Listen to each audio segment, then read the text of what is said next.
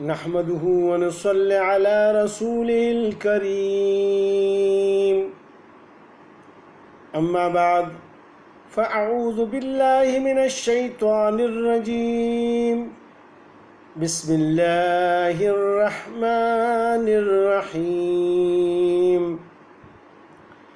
يا أيها الذين آمنوا لا تقولوا راعنا وقولوا انظرنا واسمعوا وللكافرين عذاب أليم. ما يود الذين كفروا من أهل الكتاب ولا المشركين أن ينزل عليكم من خير من ربكم والله يختص برحمته من يشاء والله ذو الفضل العظيم. ما ننسخ من آية أو ننسها نأت بخير منها أو مثلها. ألم تعلم أن الله على كل شيء قدير. ألم تعلم أن الله له ملك السماوات والأرض وما لكم من دون الله من ولي ولا نصير. أم تريدون أن تسألوا رسولكم كما سئل موسى من قبل ومن يتبدل الكفر بالإيمان فقد ضل سواء السبيل. ود كثير من أهل الكتاب لو يردونكم من بعد إيمانكم كفارا حسدا من عند أنفسهم من بعد ما تبين لهم الحق فاعفوا واصفحوا حتى يأتي الله بأمره إن الله على كل شيء قدير. وأقيموا الصلاة وآتوا الزكاة وما تقدموا لأنفسكم من خير تجدوه عند الله إن الله بما تعملون بصير. وقالوا لن يدخل الجنة إلا من كان هودا أو نصارى تلك أمانيهم قل هاتوا برهانكم إن كنتم صادقين. بلى من أسلم وجهه لله وهو محسن فله أجره عند ربه ولا خوف عليهم ولا هم يحزنون. صدق الله العلي العظيم. اللہ سبحانہ و تعالی ان آیات میں بھی یہودیوں کی کچھ خباثتیں فرماتے ہیں، بیان فرماتے ہیں. سب سے پہلی جو آیت ہے آیات نمبر 104 میں، یہ رسول پاک صلی اللہ علیہ وآلہ وسلم کی مجلسوں میں آیا کرتے تھے، کیونکہ جب پہلے محمد صلی اللہ علیہ وآلہ وسلم نے ہجرت فرمائی تو کچھ لوگوں نے رسول اللہ صلی اللہ علیہ وآلہ وسلم کی عادات وغیرہ دیکھنے کے لیے وہ سب آتے تھے، اور پھر اپنی کتابوں میں یعنی کتاب میں تورات میں وہ دیکھتے تھے کہ یہ سچا نبی ہے یا نہیں ہے. تو جو لوگ صحیح معنوں میں تورات پڑھتے تھے، اللہ پاک نے پہلے فرمایا تھا کہ ان میں بہت سے لوگ ایسے ہیں کہ وہ یعنی صحیح طرح یعنی تورات پڑھتے ہیں اور اس میں احکام نہیں چھپاتے، جس طرح عبداللہ ابن سلام رضی اللہ تعالیٰ عنہ. تو وہ ایمان لائے لیکن بعض لوگوں نے بس یعنی اپنی نفسانی خواہشات کو مد نظر رکھتے ہوئے کہ ہماری رہبانیت وغیرہ ختم ہو جائے گی، ہماری بزرگی ختم ہو جائے گی، ہماری سربراہی ختم ہو جائے گی، اسی وجہ سے انہوں نے انکار کر دیا، اور پھر آہستہ آہستہ یہ حسد میں بہت زیادہ جلنے لگے، اور اسی وجہ سے یہ کچھ الفاظ بھی ایسا کہا کرتے تھے کہ ان کی زبان میں ان کا معنی کو کچھ اور ہوتا تھا اور ظاہری معنی کچھ اور ہوتا تھا۔ انہی میں سے ایک یہ لفظ ہے راعنا۔ راعنا کہ یعنی رسول پاک صلی اللہ علیہ وآلہ وسلم جب مجلس میں بیٹھتے تھے تو وہ کچھ احادیث وغیرہ فرما لیا کرتے تھے، تو یہ پھر پوچھتے تھے، یعنی دھیان تو ان کا ہوتا نہیں ہوتا تھا، تو یہ پھر پوچھتے تھے راعنا راعنا راعینا، یعنی راعنا تو کہتے ہیں کہ ہماری طرف ذرا نظر کرے اور ہمیں دوبارہ یہ بتا دے کہ، تو پھر یہ ذرا تھوڑا سا زور دے کر راعینا، اے ہمارے چرواہے، اس کا یہ بھی مقصد ہے، اور اسی بدنیتی کی وجہ سے، اور احمق بھی اس کا ایک معنی آتا ہے کہ ذرا زیادہ زور دے کر اس میں یہ یا کو ظاہر کر دے تو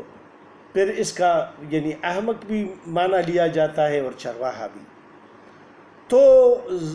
عام عرب لوگ تو یہ نہیں سمجھتے تھے، کہ وہ سمجھتے تھے کہ یار چلو یہ یہی کرتے ہیں، یہ کہتے ہیں، ان کا مقصد یہی ہے کہ ہماری طرف مخاطب ہو محمد صلی اللہ علیہ وآلہ وسلم۔ تو اللہ پاک نے وہی نازل فرمائی کہ ان کا مقصد اس میں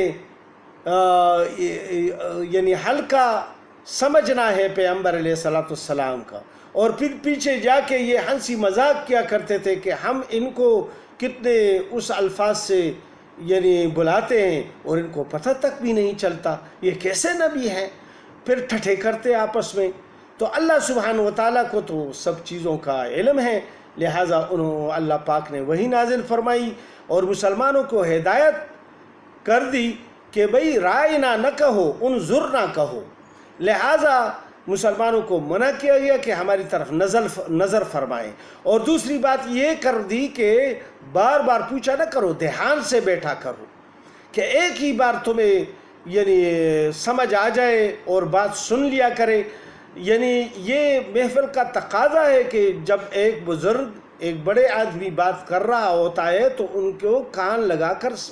یعنی سنیں اور سمجھے، لہٰذا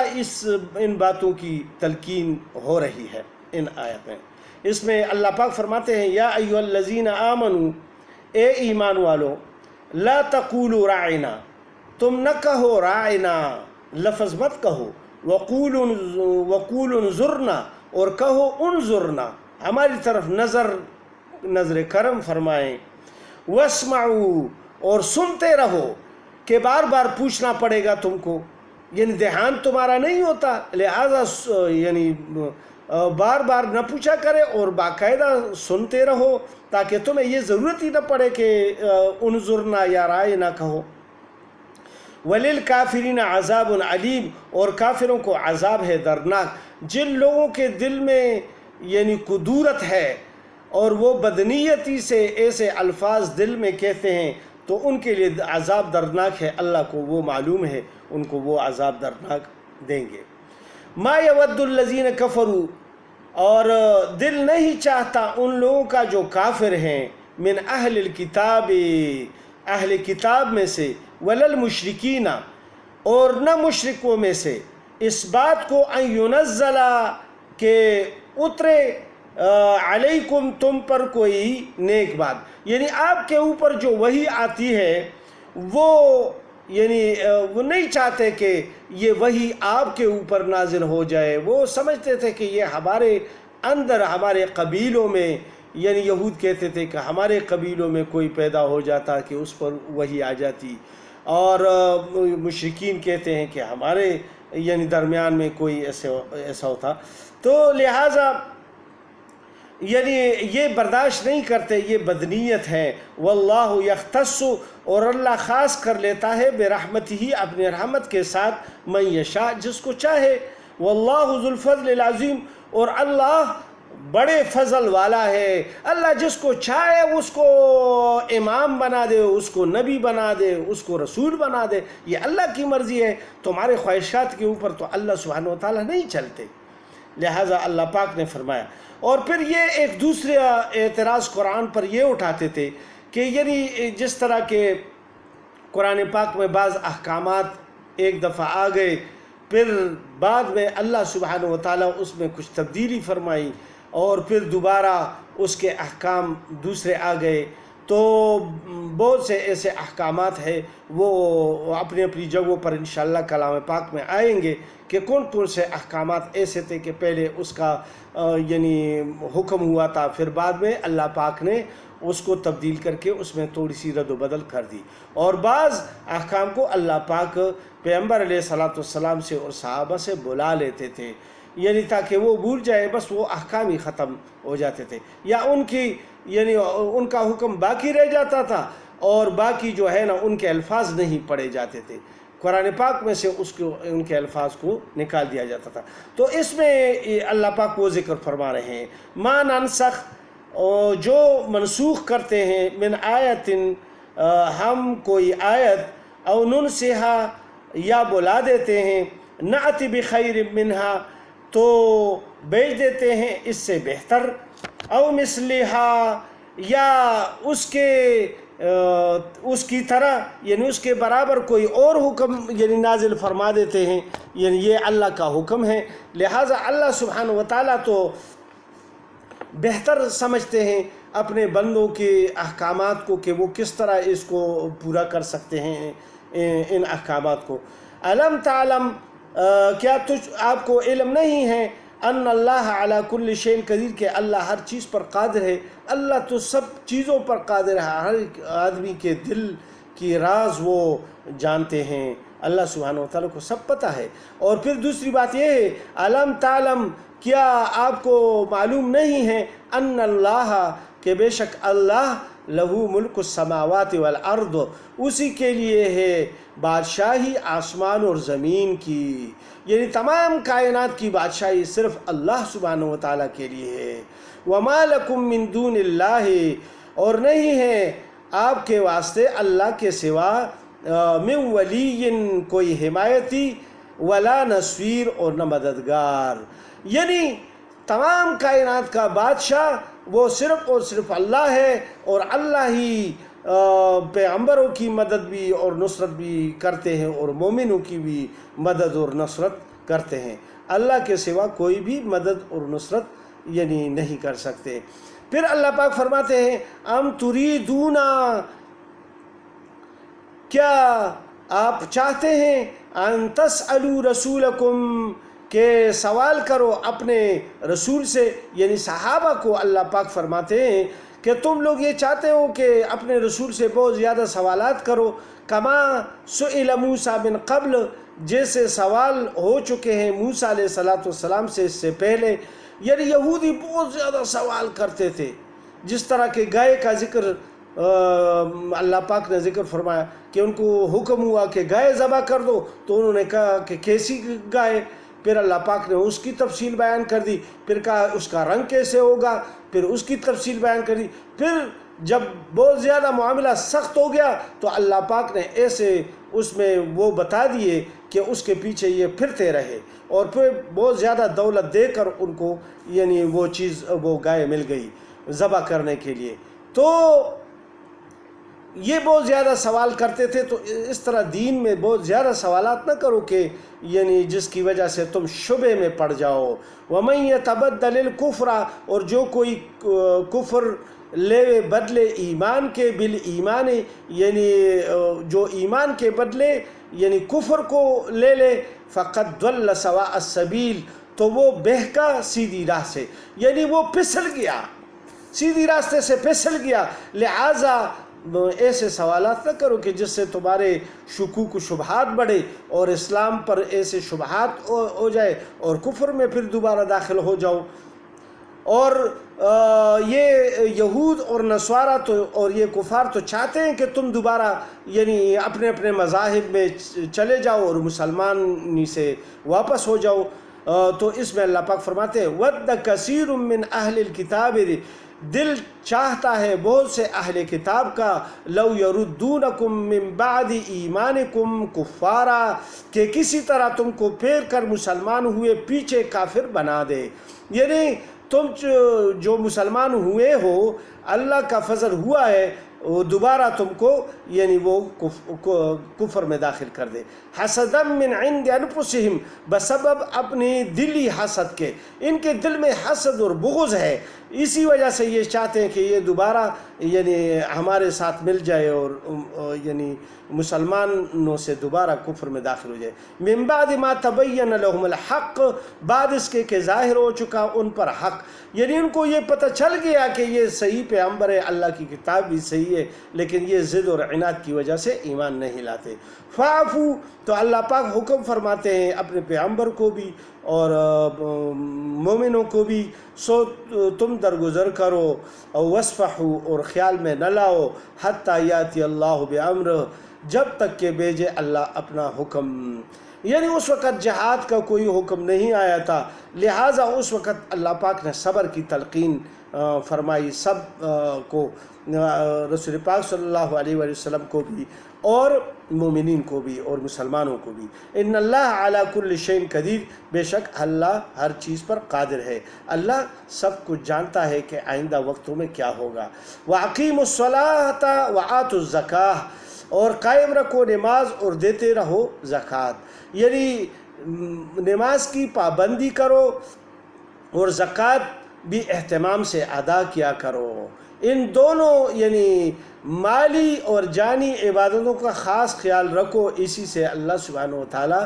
آپ سے خوش ہوگا۔ وما تقدموا، اور جو کچھ آگے بھیج دو گے، لانفسکم، اپنے واسطے آخرت کے لیے، من خیر تجدوہ عند اللہ، تو پھالو گے وہ سب اس کا اجر یعنی اپنے اللہ کے ہاں، یعنی اللہ کے پاس اس کا اجر پالو گے آخرت میں۔ ان اللہ بما تعملون بصیر، بے شک اللہ جو تم کرتے ہو سب دیکھتا ہے، یعنی جو اعمال بھی آدمی کرتا ہے اللہ سبحانہ وتعالیٰ اس کو دیکھتا ہے، اور وہ اس کا اجر اور ثواب ملے گا، اور جو گناہ ہوں گے اس کے سزا ملیں گے۔ وَقَالُوا لَن يَدْخُلَ الْجَنَّةَ إِلَّا مَنْ كَانَ هُودًا أَوْ نَصَارَىٰ، اور کہتے ہیں کہ ہرگز نہ جائیں گے جنت میں مگر جو ہوں گے یہودی اور یا نصارہ، یعنی یہودی کہتے تھے کہ صرف جنت میں یہود جائیں گے، نصارہ کہتے تھے کہ صرف عیسائی جائیں گے۔ تو اللہ پاک فرماتے ہیں تِلْکَ أَمَانِیُّهُمْ، یہ آرزوئیں باندھ لی ہیں انہوں نے، یعنی یہ ان کی خواہشات ہے کہ یہ کہتے ہیں، حالانکہ اللہ پاک نے ان پر کوئی سند نازل نہیں فرمایا، کیونکہ اللہ پاک خود فرماتے ہیں بعد میں، قل، آپ فرما دیجئے، ہاتوا برہانکم، لے آؤ کوئی سند اپنی، ان کنتم صادقین، اگر تم سچے ہو اس بات میں کہ ہمارے بغیر کوئی نہیں جائے گا، تو کوئی آیات پیش کرو، کوئی تورات میں ہے، کوئی کتاب میں، کوئی صحیفے میں ہے، کوئی پیغمبر نے کہا ہے آپ کو، تو لہٰذا ہمیں وہ سند دکھائیں۔ بلا، کیوں نہیں، من اسلم وجہہ للہ، جس نے تابع کر دیا منہ اپنا اللہ کے، وہو محسن، اور وہ نیک کام کرنے والا ہو، فلہ اجرہ، تو اسی کے لیے ہے ثواب اس کا، عند ربہ، اپنے رب کے پاس، ولا خوف، اور نہ ڈر ہوگا، علیہم، ان کے اوپر، ولا ہم یحزنون، اور نہ وہ غمگین ہوگے آخرت میں، یعنی آخرت میں جب وہ مر جائیں گے تو اس وقت نہ ان کو یعنی قسم کا خوف ہوگا، نہ وہ غم میں مبتلا ہوں گے، اور نہ کسی چیز کا ڈر ہوگا۔ اللہ پاک مجھے اور آپ کو ان آیات پر عمل کی توفیق عطا فرمائے۔ وما علینا الا البلاغ، صدق اللہ العلی العظیم۔ السلام علیکم ورحمۃ اللہ وبرکاتہ۔